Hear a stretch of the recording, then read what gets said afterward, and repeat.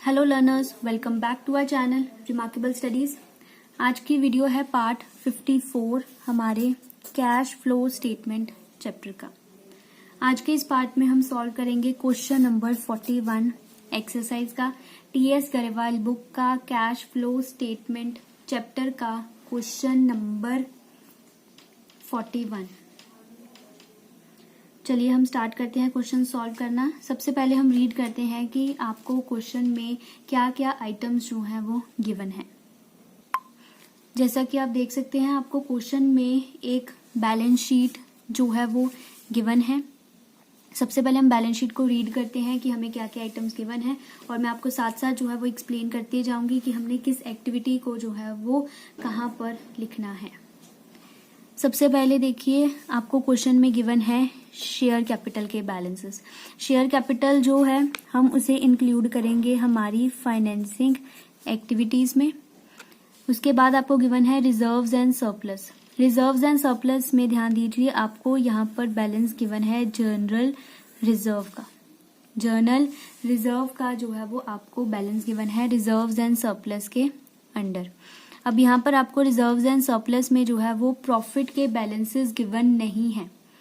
आपको यहाँ पर प्रॉफिट के बैलेंसेस जो है वो गिवन नहीं है, ध्यान रखें इस बात का। आपको सिर्फ जो है वो जर्नल रिजर्व के ही बैलेंसेस जो है वो क्वेश्चन में गिवन है।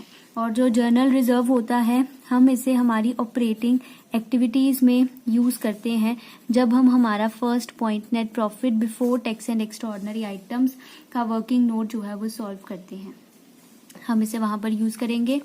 उसके बाद आपको क्वेश्चन में गिवन है non current liabilities. Non current liabilities में आपको गिवन है लॉन्ग टर्म बोरोइंग्स। बोरोइंग्स में आपको गिवन है 12% डिबेंचर्स। जो हमारे ये डिबेंचर्स हैं, हम इन्हें इंक्लूड करेंगे हमारी फाइनेंसिंग एक्टिविटीज में। और जो ये प्रीफिक्स आपको क्वेश्चन में गिवन है 12% का, इसे भी जो है वो हम अपने क्वेश्चन में एडजस्ट करेंगे। अब इसे कैसे एडजस्ट करते हैं, ये मैं ऑलरेडी पार्ट 39 और पार्ट 40 में विद एग्जाम्पल जो है इन डिटेल एक्सप्लेन कर चुकी हूँ। अगर आपने अभी तक पार्ट 39 और 40 नहीं देखा है तो आप उसे जरूर देखें। सभी पार्ट्स का लिंक आपको डिस्क्रिप्शन बॉक्स में मिल जाएगा, वहां से चेक कर सकते हैं। उसके बाद आपको क्वेश्चन में गिवन है करंट लायबिलिटीज। करंट लायबिलिटीज में आपको बताया गया है ट्रेड पेबल्स हैं और अदर करंट लायबिलिटीज हैं।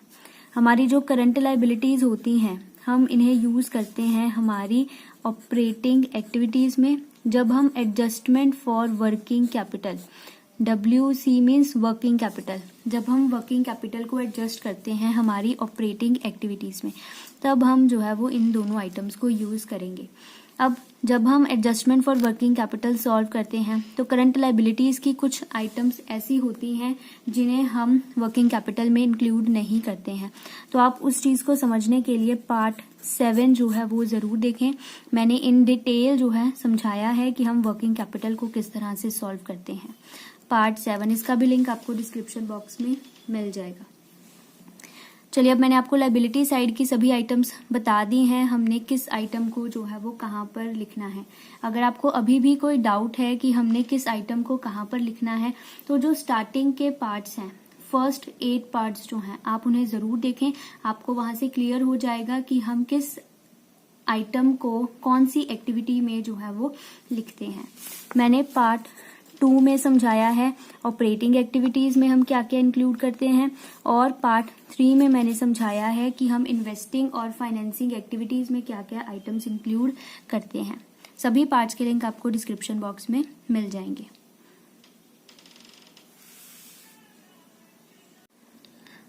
चलिए अब समझते हैं एसेट साइड पर हमें क्या क्या आइटम्स गिवन है। सबसे पहले आपको एसेट साइड पर गिवन है non current assets. Non current assets में आपको गिवन है सबसे पहले फिक्स्ड एसेट्स। फिक्स्ड एसेट्स में आपको गिवन है टेंजिबल एसेट्स। जितने भी हमारे टेंजिबल एसेट्स होते हैं, ठीक है, हम उन सभी को इंक्लूड करते हैं हमारी इन्वेस्टिंग एक्टिविटीज में।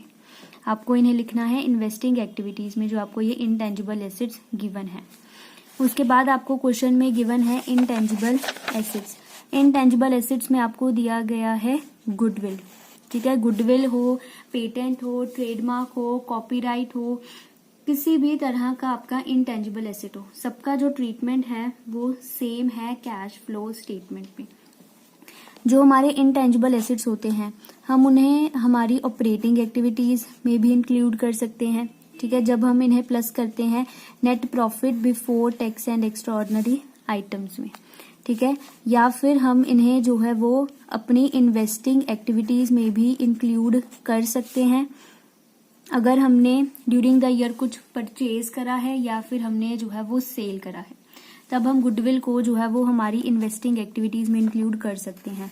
दोनों में से एक ही जगह पर जो है वो हमने इंटेंजिबल एसेट्स को लिखना होता है, ठीक है। तो हम इस क्वेश्चन में समझेंगे कि हमें इन गुडविल को इन दोनों में से किस एक्टिविटी में जो है वो लिखना है, ऑपरेटिंग एक्टिविटीज में या फिर इन्वेस्टिंग एक्टिविटीज में। तो अगर आप समझना चाहते हैं ऑपरेटिंग में हम इसे कैसे ट्रीट करते हैं, तो आप जो है वो पार्ट 21 जरूर चेक करें, जिसमें मैंने क्वेश्चन नंबर 12 जो है वो एक्सप्लेन किया है। मैंने इन डिटेल जो है वो गुडविल का अकाउंट पार्ट 21 में एक्सप्लेन किया है, आपको वहां से भी ये पॉइंट क्लियर हो जाएगा। उसके बाद आपको क्वेश्चन में गिवन है करंट एसेट्स। करंट एसेट्स में आपको दिए गए हैं inventories, trade receivables and cash and cash equivalents. जो इन्वेंट्रीज और ट्रेड रिसीवेबल्स हैं हम इन्हें यूज करेंगे हमारी ऑपरेटिंग एक्टिविटीज में, जब हम एडजस्टमेंट फॉर वर्किंग कैपिटल जो है वो सॉल्व करेंगे, जिसे मैंने पार्ट 7 में जो है वो समझाया है। उसके बाद कैश एंड कैश इक्विवेलेंट्स, ये आइटम हमें चाहिए होती है एट लास्ट, जब हमने हमारा जो आंसर है उसे चेक करना होता है। तो आप कैश एंड कैश इक्विवेलेंट्स को जो है वो आपको अपने वर्किंग कैपिटल में इंक्लूड नहीं करना है। पार्ट 7 में मैंने इन डिटेल समझाया है कि हम करंट एसेट में जब हम वर्किंग कैपिटल को एडजस्ट करते हैं किन किन आइटम्स को इंक्लूड नहीं करते हैं। तो आप जो है वो एक बार पार्ट 7 जरूर चेक करें थॉरो अंडरस्टैंडिंग के लिए। और आपको जो ये सारी इन्फॉर्मेशन गिवन है आपको इससे एक कैश फ्लो स्टेटमेंट जो है वो प्रिपेयर करनी है। चलिए लर्नर्स, अब हम जो है वो फेयर नोट्स प्रिपेयर करना स्टार्ट करते हैं। फेयर नोट्स प्रिपेयर करने से पहले हम प्रिपेयर करेंगे हमारे सभी वर्किंग नोट्स, ठीक है। सबसे पहले आप भी ट्राई कीजिए कि अपने वर्किंग नोट्स सबसे पहले सभी सॉल्व कर लीजिए, उसके बाद जो है वो आप अपने फेयर नोट्स प्रिपेयर करने स्टार्ट कीजिए। मैं आपको सभी जितनी भी आइटम्स आपको क्वेश्चन में गिवन है सभी के ही अकाउंट्स जो है वो बता दूंगी कि आपको किस तरह से जो है वो प्रिपेयर करने हैं। आप ओरली चाहें तो ओरली भी कर सकते हैं, अकाउंट्स बनाना चाहें तो आप अकाउंट्स भी जो है वो बना सकते हैं। मैं आपको ओरली भी समझा दूंगी और अकाउंट्स के साथ भी समझा दूंगी। तो चलिए स्टार्ट करते हैं। सबसे पहले हम प्रिपेयर करेंगे हमारा working note number 1, net profit before tax and extra ordinary items का। सबसे पहले हम अब आपको यहाँ पर जो है वो बैलेंस शीट गिवन है, ठीक है। इट मीन्स हम यहाँ पर जो है वो अपना थर्ड पॉइंट यूज करेंगे जो मैंने आपको पार्ट 5 में जो है वो समझाया था, ठीक है। जब हमें बैलेंसेस क्वेश्चन में बैलेंस शीट गिवन होती है तब आपको हमेशा जो है वो पॉइंट नंबर 3 ही यूज करना है जो मैंने आपको पार्ट 5 में समझाया था, ठीक है। तो हम सबसे पहले यहाँ पर लिखेंगे net profit as per profit and loss. अब आपको क्वेश्चन में कहीं भी जो है वो प्रॉफिट के बैलेंसेस गिवन नहीं है, तो इट मीन्स हमें जो प्रॉफिट दिया गया है उसकी वैल्यू नील है। अब ब्लैंक डाल दें या फिर नील लिख सकते हैं, NIL नील। प्रॉफिट लिख दिया हमने नील। अब हम कुछ आइटम्स को यहाँ पर प्लस करते हैं और कुछ आइटम्स को हम माइनस करते हैं। अब आपको क्वेश्चन में खुद ही आइडेंटिफाई करना है कि कौन सी आइटम्स को हमने जो है वो यहाँ पर लिखना है। आप देखिए आपको रिजर्व्स एंड सरप्लस में जो है वो जनरल रिजर्व के जो है वो बैलेंसेस गिवन है। जनरल रिजर्व में अगर हमने कुछ ट्रांसफर किया है तो हम उसे जो है वो यहाँ पर लिखते हैं। चलिए मैं आपको अकाउंट समझा देती हूँ कि हम जनरल रिजर्व का अकाउंट किस तरह से प्रिपेयर करते हैं। सबसे पहले आपको यहाँ पर लिखना है by balance brought down. Opening balance आपको क्वेश्चन में गिवन है 50,000। उसके बाद आपको लिखना है to balance carried down closing balance. Closing balance आपको गिवन है 70,000। अब आपको कोई भी एडजस्टमेंट क्वेश्चन में गिवन नहीं है जर्नल रिजर्व से रिलेटेड। इट मीन्स अब हमें सिर्फ अपना जो अकाउंट है उसे बैलेंस करना है। टोटल देखिए क्रेडिट साइड डेबिट साइड का ज्यादा है 70,000 और क्रेडिट साइड पर जो है वो डिफरेंस बच रहा है 20,000 का। अब आपको इसे किस नेम से डालना है? आपको इसे डालना है बाय प्रॉफिट एंड लॉस, लिख दीजिए एप्रोप्रिएशन बैलेंसिंग फिगर 20,000। अगर आपको अभी भी कोई क्वेरी है कि मैंने ये जर्नल रिजर्व का अकाउंट किस तरह से प्रिपेयर किया है, तो आप पार्ट 20 जरूर चेक करें, जिसमें मैंने क्वेश्चन नंबर 11 जो है वो सॉल्व करवाया है। मैंने इन डिटेल समझाया है कि हम जर्नल रिजर्व का अकाउंट किस तरह से प्रिपेयर करते हैं, आपको वहां से क्लियर हो जाएगा। अब जो हमारे पास बैलेंस बचा है 20,000 का, इसे आपको लिखना है यहाँ पर प्लस ट्रांसफर टू रिजर्व 20,000। बस यही एक आइटम है जो हमने जो है वो यहाँ पर डालनी है। इसके अलावा और कोई भी पॉइंट आपको क्वेश्चन में गिवन नहीं है जो हम यहाँ पर लिख सकते हैं। तो इट मीन्स यही हमारा होगा फाइनल आंसर 20,000। ये 20,000 हमारे पास आया है net profit before tax and extra ordinary items का। अगर आप चाहें तो आप जर्नल रिजर्व के पॉइंट को जो है वो ओरली भी कर सकते हैं। सबसे पहले आपको ओपनिंग को कंपेयर करना है क्लोजिंग से, ठीक है। ओपनिंग में बैलेंस था 50,000, ठीक है। 2019 जो है वो हमारा ओपनिंग ईयर है और 2020 जो है वो हमारा क्लोजिंग ईयर है। पहले था बैलेंस 50,000, अब हो गया है 70,000। इट मीन्स जो क्लोजिंग में बैलेंस है वो हमारा बढ़ गया है, ठीक है। रिजर्व का बैलेंस कब बढ़ेगा? जब हम एक नया रिजर्व जो है वो क्रिएट करेंगे। पहले 50 का था, 50 में हमने कुछ जोड़ दिया, ठीक है, एक नया रिजर्व क्रिएट कर लिया, जिसके बाद हमारे पास बैलेंस बचा 70,000 का। तो अगर हम इसका सीधा भी डिफरेंस देखें तो वो आएगा 20,000, ठीक है। वैसे भी हमारा अकाउंट से भी 20,000 ही अमाउंट आई है, ठीक है। अगर आप ओरली करते तो भी आपकी जो है वो 20,000 ही आनी थी, ठीक है। तो आप इसे चाहे तो ओरली भी कर सकते हैं, ट्रांसफर टू रिजर्व 20,000। अब चलिए चलते हैं बाकी के अकाउंट्स की तरफ। सबसे पहले देखिए आपको एसेट साइड पर जो है वो टेंजिबल एसेट्स के बैलेंसेस जो है वो गिवन है। हम पहले उनका अकाउंट प्रिपेयर करते हैं। टेंजिबल एसेट्स सबसे पहले टू बैलेंस ब्रॉट डाउन और by balance carried down. Opening balance आपको एसेट्स का जो है वो गिवन है क्वेश्चन में 3 लाख और क्लोजिंग बैलेंस आपको गिवन है 4,10,000 और आपको क्वेश्चन में कोई भी एडजस्टमेंट जो है वो गिवन नहीं है इनटेंजिबल एसेट से रिलेटेड। इट मीन्स अब हमने जो है वो अपना अकाउंट बैलेंस करना है। अगर आपको अभी तक क्लियर नहीं है कि हमने इंटेंजिबल एसेट्स का अकाउंट किस तरह से बनाना है, तो आप पार्ट 30 और 31 जरूर चेक करें। इनसे आपको क्लियर हो जाएगा कि हम एसेट का अकाउंट, टेंजिबल एसेट्स का अकाउंट जो है वो किस तरह से प्रिपेयर करते हैं। इन दोनों पार्ट्स में मैंने जो है वो डेप्रीसिएशन का ट्रीटमेंट भी एक्सप्लेन किया है। डेप्रीसिएशन के टोटल 2 ट्रीटमेंट्स हैं हमारे पास जो हम कैश फ्लो में यूज करते हैं। तो आप इन पार्ट्स को जरूर चेक करें, मैंने विद एग्जांपल जो है वो समझाया है। अब देखिए आपको बैलेंस करना है अकाउंट को। अकाउंट में जो बैलेंस है वो क्रेडिट साइड पर ज्यादा है 4,10,000 और डेबिट साइड जो है वो डिफरेंस बच रहा है 1,10,000 का। अब आपको इस 10 लाख को किस नेम से जो है वो यहाँ पर डालना है। अगर तो आपने लास्ट के पार्ट्स अच्छे से समझ लिए हैं तो आप इजीली इस अकाउंट को अब कंप्लीट कर सकते हैं। यहाँ हम लिखेंगे to bank purchase balancing figure, ठीक है। अगर आपका डेबिट साइड पर बैलेंस बचता है और क्वेश्चन में कोई भी एडजस्टमेंट नहीं है तो आपको जो डिफरेंस है वो डालना है टू बैंक परचेज में, क्योंकि डेबिट साइड पर 3 ही चीजें आती हैं, एक टू बैलेंस ब्रॉट डाउन, एक टू बैंक परचेज और एक to profit and loss profit on sale. अब क्वेश्चन में हमें कुछ बताया नहीं है कि हमने कुछ बेचा भी है, तो अगर कुछ बेचा नहीं है तो हम यहाँ पर प्रॉफिट एंड लॉस प्रॉफिट नहीं डाल सकते। तो हमने एक ही चीज बची यहाँ पर डालने के लिए, तो हमने उसे डाल दिया टू बैंक परचेज में। और आपका जो ये अकाउंट है वो कंप्लीट हो गया है।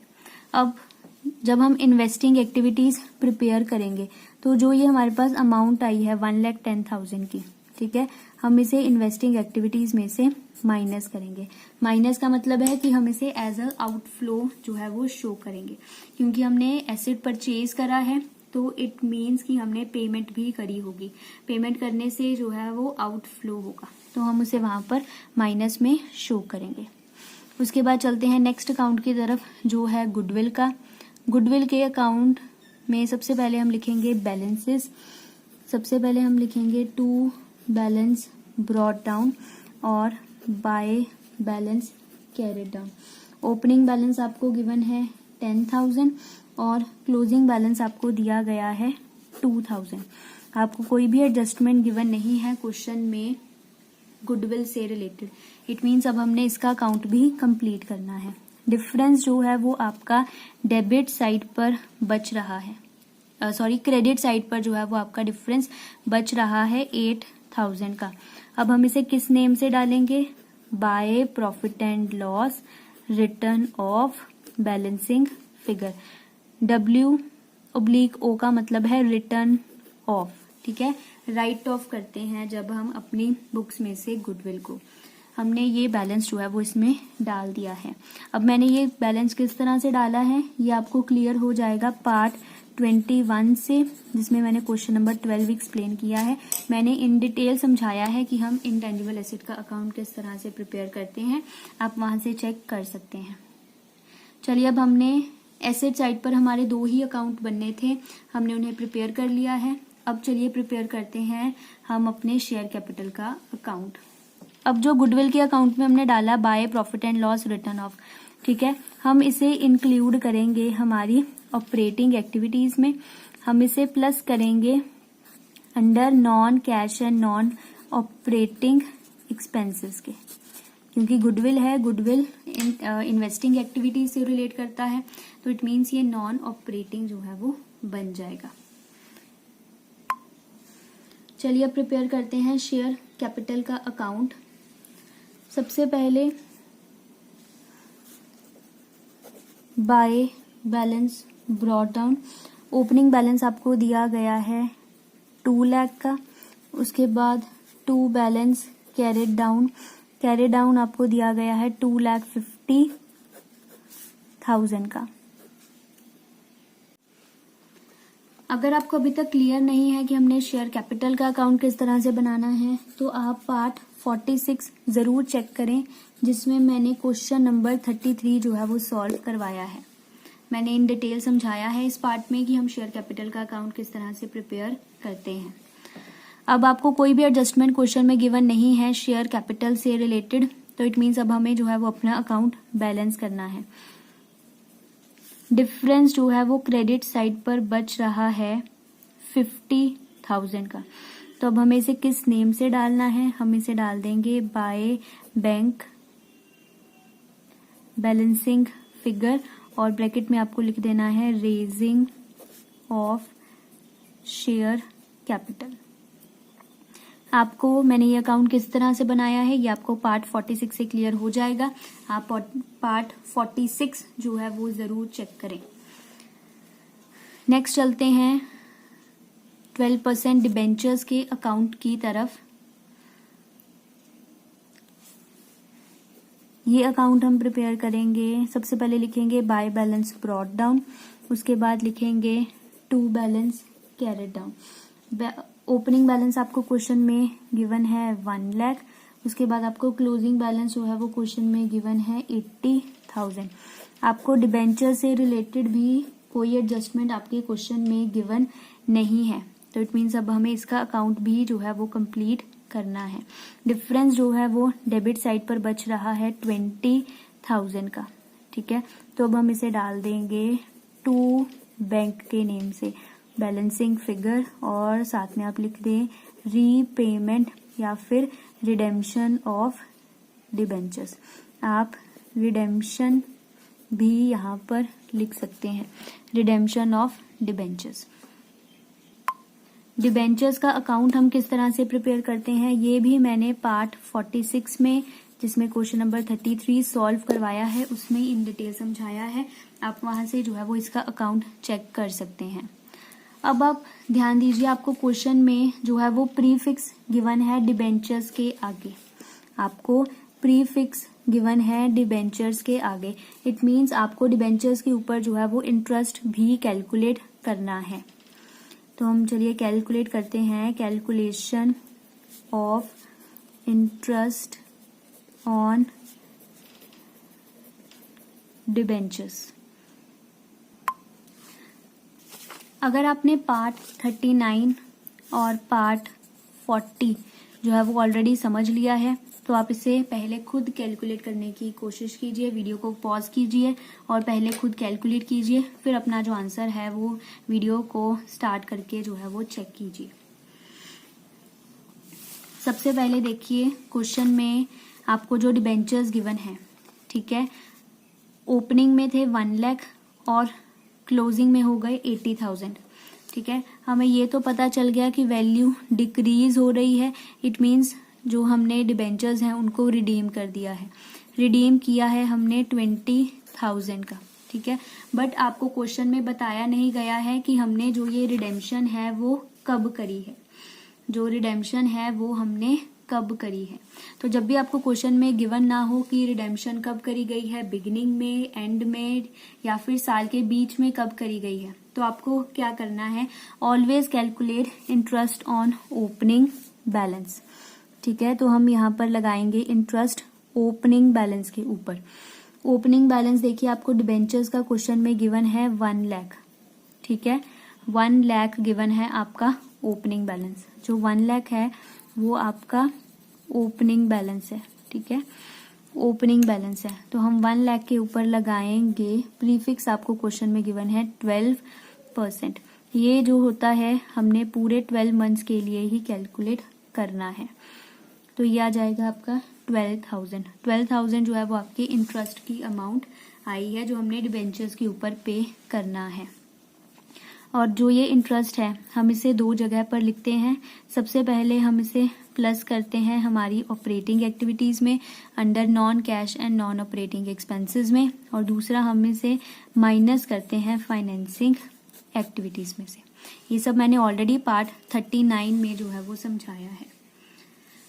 उसके बाद जो हमने डिबेंचर्स का अकाउंट बनाया उसमें हमने लिखा है to bank repayment of debentures. जो ये है 20,000 हमने लिखा है, हम इसे इंक्लूड करेंगे हमारी फाइनेंसिंग एक्टिविटी में और हम इसे जो है वो माइनस करेंगे।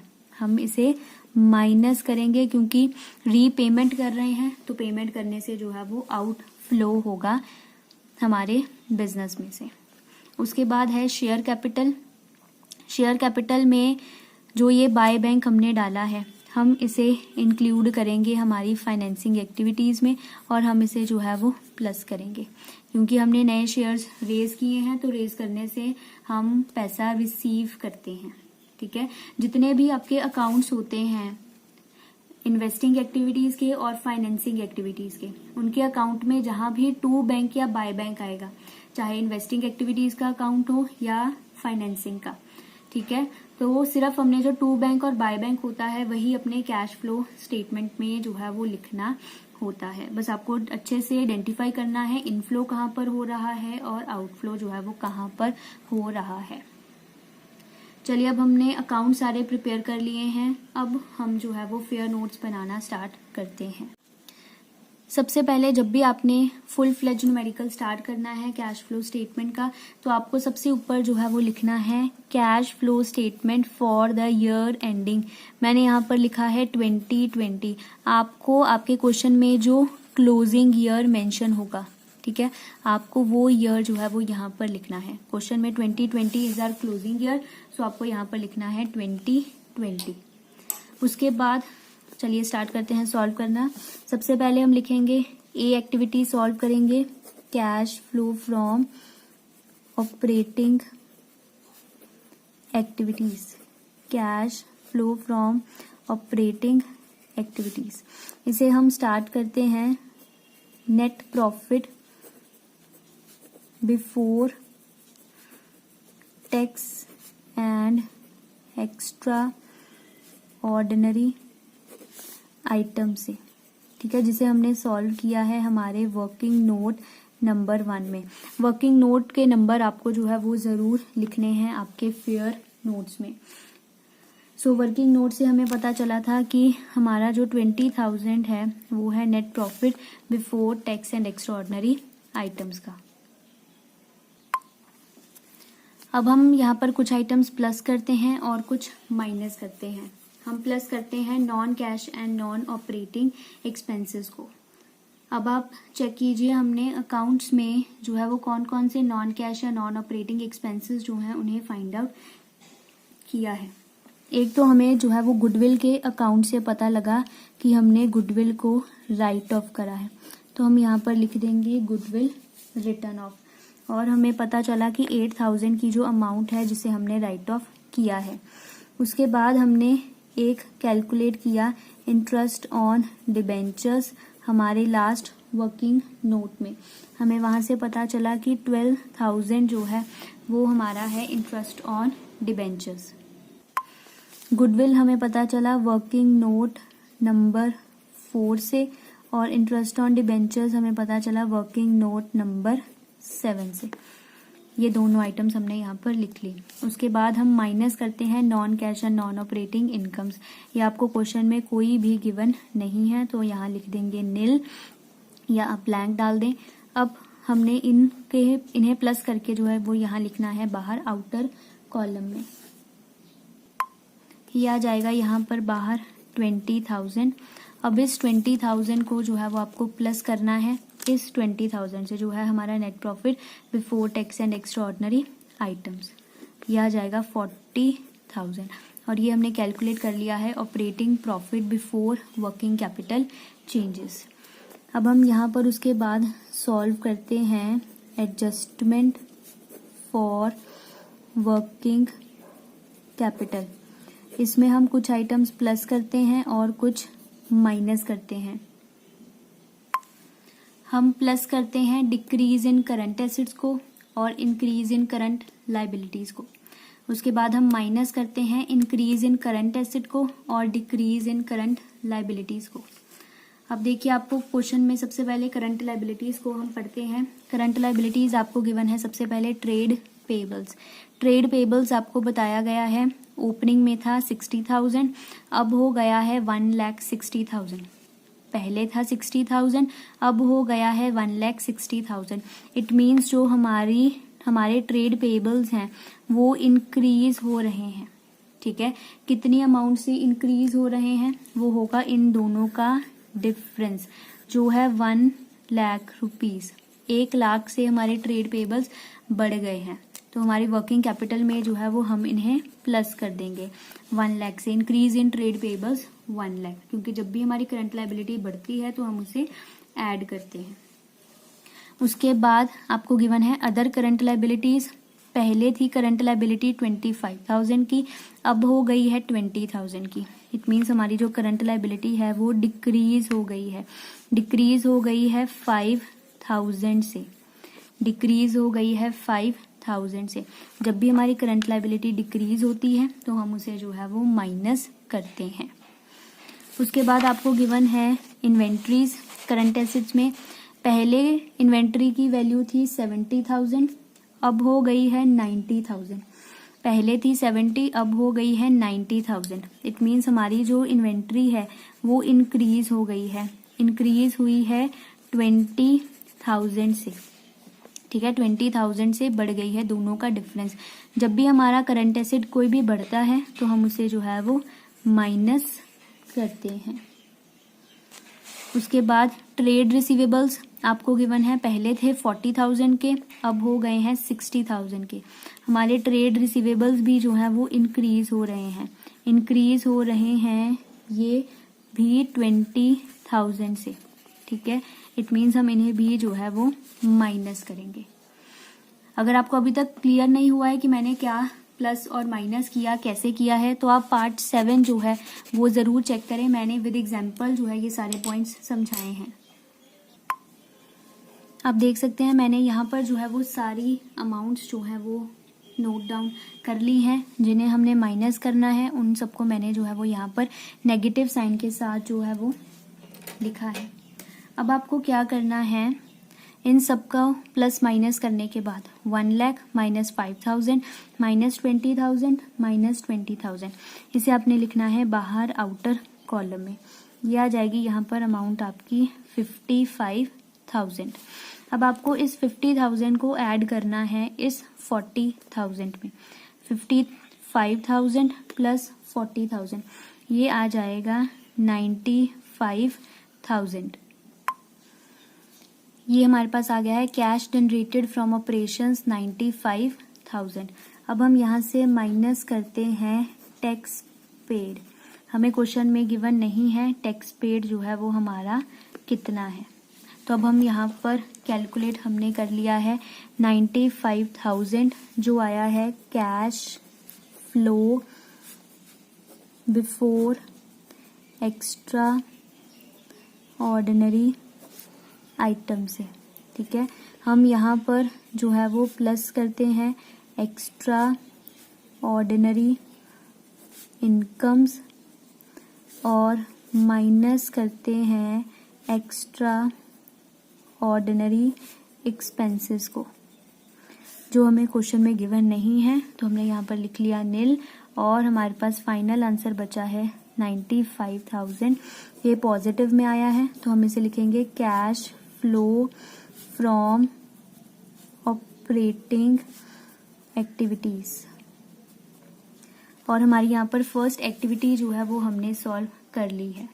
उसके बाद सॉल्व करेंगे अब हम अपनी सेकेंड एक्टिविटी जो है cash flow from investing activities. अब ये आपको अमाउंट्स पता चलेंगी आपके अकाउंट से, जो आपने इन्वेस्टिंग एक्टिविटीज के जो है वो अकाउंट्स बनाए हैं अपने क्वेश्चन में। अगर तो अकाउंट्स बना लिए हैं तो आप अकाउंट से चेक कीजिए, अदरवाइज आपको जो है वो ओरली चेक करना पड़ेगा। हमने अकाउंट बनाया है टेंजिबल एसेट्स का, वहां से हमें पता चला कि हमने परचेज किया है एसेट को, तो हम यहाँ लिख देंगे परचेज ऑफ टेंजिबल एसेट। साथ में आप मेंशन कर दीजिए वर्किंग नोट नंबर 3 से आपको ये अमाउंट पता चली है। अमाउंट हमें पता चली है 1,10,000। आपको इसे लिखना है नेगेटिव साइन के साथ, क्योंकि हम आउटफ्लो जो है वो शो कर रहे हैं। परचेज करा है इट मीन्स आउटफ्लो हुआ है। क्वेश्चन में जो है वो एक ही अमाउंट, एक ही आइटम है जो हमें इन्वेस्टिंग एक्टिविटीज में यहाँ पर लिखनी है, क्योंकि जो गुडविल है इसकी वैल्यू हमने जो है वो, क्योंकि जो गुडविल है हमने उसकी वैल्यू को राइट ऑफ कर दिया है। उसके अकाउंट में कहीं भी टू बैंक या बाय बैंक नहीं आया है, तो हम उसे अब यहाँ पर नहीं लिखेंगे। और जो करंट एसेट्स हैं उन्हें हम हमारी वर्किंग कैपिटल में इंक्लूड कर चुके हैं। कैश एंड कैश इक्विवेलेंट्स को हम एट द लास्ट यूज करेंगे। तो एक ही आइटम बची टेंजिबल एसेट्स हमारे पास, तो हमने उन्हें जो है वो यहाँ पर लिख लिया है। तो बस आपको अब क्या करना है, यहाँ लाइन लगानी है, एक ही आइटम है तो आपको इसे लिखना है यहाँ पर आउटर कॉलम में 1,10,000। ठीक है, यहाँ पर आप लिख दीजिए cash used in investing activities, क्योंकि नेगेटिव में आया है तो it means cash used in investing activities है। अगर आप इसे ओरली करते सॉल्व तो टेंजिबल एसेट्स की पहले वैल्यू है 3 लाख, अब हो गई है 4,10,000। वैल्यू जो है वो इंक्रीज हो गई है हमारे टेंजिबल एसेट की, और इंक्रीज हुई है 1,10,000 से। 1,10,000 से वैल्यू जो है वो बढ़ गई है। पहले थी 3 लाख, अब हो गई है 4,10,000, बढ़ गई है। इट मीन्स जो हमारे पास पहले 3 लाख था हमने कुछ और नया परचेज कर लिया, जिसके बाद जो है वो टोटल बैलेंस बचा हमारे पास 4,10,000। तो आप यहाँ से ओरली भी कर सकते हैं purchase of tangible assets 1,10,000। But आप ध्यान रखें कि अगर आपको क्वेश्चन में कोई एडजस्टमेंट गिवन है जिस एसेट से रिलेटेड या जिस अकाउंट से रिलेटेड, उसका अकाउंट आप जरूर प्रिपेयर करें वर्किंग नोट्स में, ताकि गलत होने के चांसेस आपके कम से कम हो सके। अब सॉल्व करना है हमने यहाँ पर एक्टिविटी नंबर सी, जो है cash flow from financing activities का। अब फाइनेंसिंग एक्टिविटीज में भी आप देख सकते हैं, एक तो हमने इंक्लूड करना है शेयर कैपिटल। शेयर कैपिटल का हमने अकाउंट प्रिपेयर कर लिया है और अकाउंट से हमें जो है वो पता चला है कि हमने नई शेयर कैपिटल रेज की है। तो आप यहाँ पर लिख दीजिए रेजिंग ऑफ शेयर कैपिटल, और अमाउंट हमें पता चली है 50,000 की, और ये हमें पता चला हमारे वर्किंग नोट नंबर 5 से। उसके बाद है डिबेंचर्स। डिबेंचर्स का भी हमने वर्किंग नोट में अकाउंट प्रिपेयर किया है। यहाँ से हमें पता चला है रिडेम्पशन ऑफ डिबेंचर्स।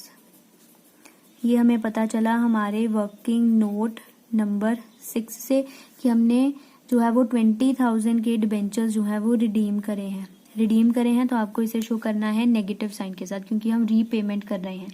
एक और आइटम यहाँ पर आएगी जो है इंटरेस्ट ऑन डिबेंचर्स की, ठीक है, जो हमें पता चला है हमारे वर्किंग नोट नंबर 7 से, जिसकी अमाउंट है 12,000। इंटरेस्ट ऑन डिबेंचर्स जो है वो हम पे कर रहे हैं, ठीक है। अब यहाँ पर लिख दीजिए इंटरेस्ट ऑन डिबेंचर्स पेड 12,000। यही 3 चीजें हैं जो हमने यहाँ पर लिखनी है फाइनेंसिंग एक्टिविटीज में। अब देखिए, अगर आप इसे ओरली सॉल्व करते हैं, शेयर कैपिटल पहले है 2 लाख की, अब हो गई है 250 की। इट मीन्स हमने जो है वो नए शेयर्स जो है वो रेज किए होंगे, तभी जो है वो इसकी वैल्यू इंक्रीज हो रही है। पहले थी 2 लाख, 2 लाख में हमने नए शेयर्स और जोड़ दिए, तब बनेगा 2.5 लाख। इट मीन्स हमने नए शेयर्स जो है वो रेज करे हैं। तो आप सीधा भी लिख सकते थे raising of share capital, difference है यहाँ पर 50,000 का। 50,000 आपने पॉजिटिव में लिख देना था। उसके बाद रिजर्व्स एंड सरप्लस हम ऑलरेडी यूज कर चुके हैं जर्नल रिजर्व को। नॉन करंट लायबिलिटीज में डिबेंचर्स हैं। डिबेंचर्स भी पहले थे 1 लाख के, अब हो गए हैं 80,000 के। इट मीन्स हमने 1 लाख में से कुछ पे कर दिया होगा या वापस कर दिया होगा, जिससे बैलेंस जो है वो अब 80,000 का बचा है।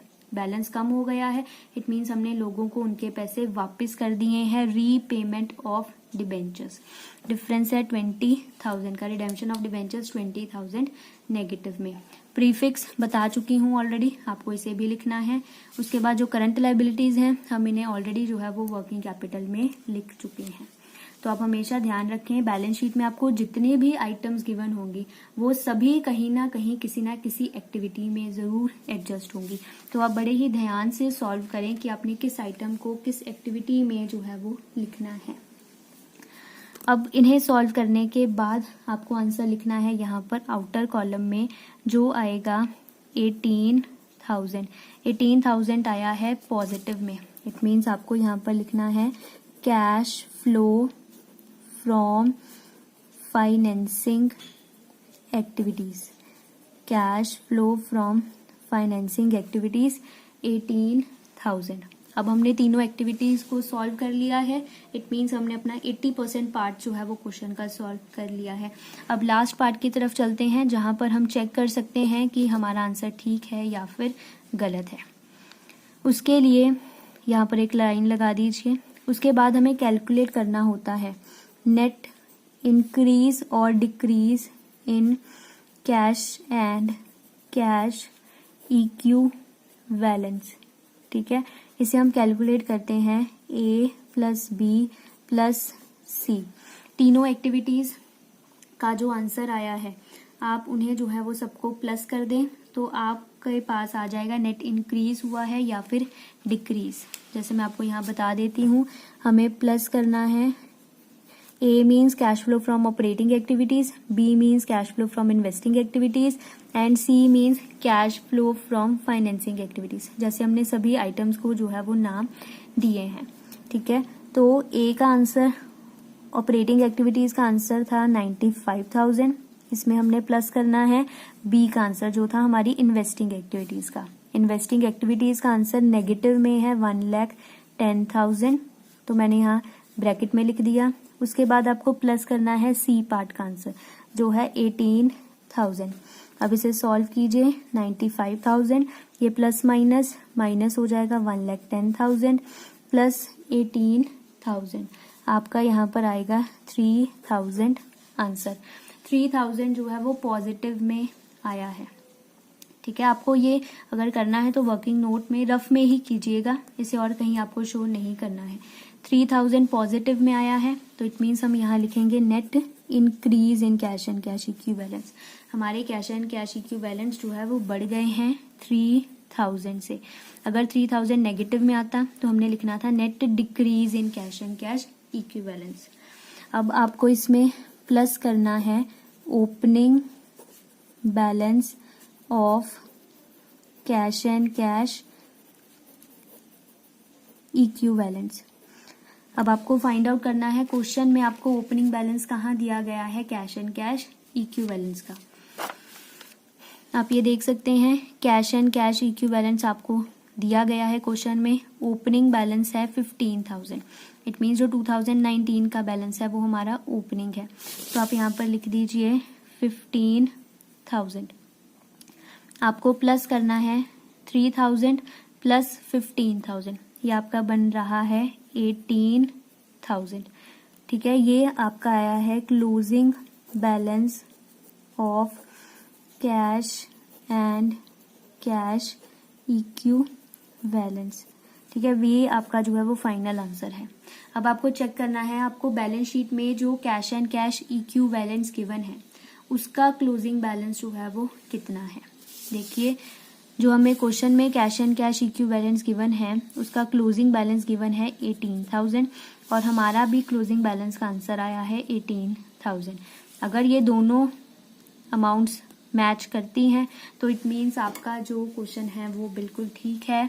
आपको 6 में से 6 मार्क्स मिल जाएंगे कैश फ्लो स्टेटमेंट चैप्टर के क्वेश्चन में से अपने फाइनल एग्जाम में। सो लर्नर्स, ये था हमारा क्वेश्चन नंबर 41 जिसमें हमने एक कंप्लीट न्यूमेरिकल जो है वो सॉल्व किया कैश फ्लो स्टेटमेंट चैप्टर का। आई होप अब आपको काफ़ी हद तक काफ़ी पॉइंट्स जो हैं वो क्लियर हो गए होंगे कि हम ओरली किस तरह से सॉल्व कर सकते हैं और अकाउंट्स जो है वो हम किस तरह से सॉल्व कर सकते हैं। मोस्ट इम्पॉर्टेंट जो है वो अकाउंट्स ही हैं इस चैप्टर में। आपको अकाउंट्स अगर अच्छे से सॉल्व करने आते हैं तो आपके लिए कुछ मुश्किल नहीं है, ये चैप्टर बहुत ईजी है आपके लिए ये सॉल्व करना। तो चलिए लर्नर्स, आज की वीडियो में इतना ही। अगर आपको अभी भी कोई डाउट है इस क्वेश्चन में, किसी भी अकाउंट में या किसी भी एक्टिविटी में, तो आप मुझे कमेंट सेक्शन में ज़रूर बताएं कि आपकी क्या क्वेरी है। और अगर आपको वीडियो अच्छी लगे तो वीडियो को लाइक ज़रूर कीजिए, शेयर ज़रूर कीजिए एंड मुझे कमेंट सेक्शन में ज़रूर बताइएगा आपको ये वीडियो कैसी लगी। Thank you.